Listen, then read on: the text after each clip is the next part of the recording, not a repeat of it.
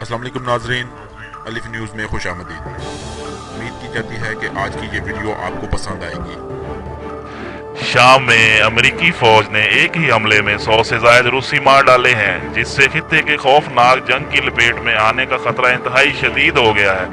Web site politico.com کی report کے مطابق امریکی فوج کے اس حملے کی تفصیلات تاحال خفیہ رکھی جا رہی ہیں، تاہم صدر ٹرمپ نے فنڈ ریزنگ کے لیے منعقد ایک تقریب میں اس کا بانڈا پھوڑ دیا ہے۔ مین ہیٹن میں ہونے والی تقریب سے خطاب کرتے ہوئے صدر ٹرمپ کا کہنا تھا کہ میں F-18 طیاروں کے امریکی پائلٹوں کی کارکردگی سے بہت متاثر ہوا ہوں۔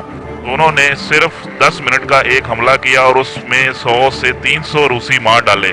یہ کارکردگی واقعی بہت حیران کن ہے۔ نیو یارک ٹائمز نے امریکی اور روسی فوج کے درمیان ہونے والی اس جھڑپ کو خبر دیتے ہوئے بتایا کہ امریکی فوج اور بشار الاسد کی حامی فوج روسی فوج کے درمیان یہ تصادم 4 گھنٹے پر محیط تھا۔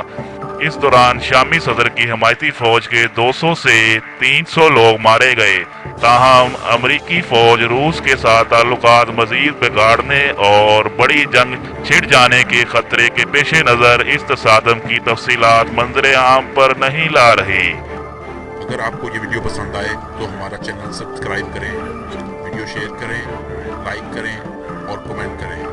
شکریہ۔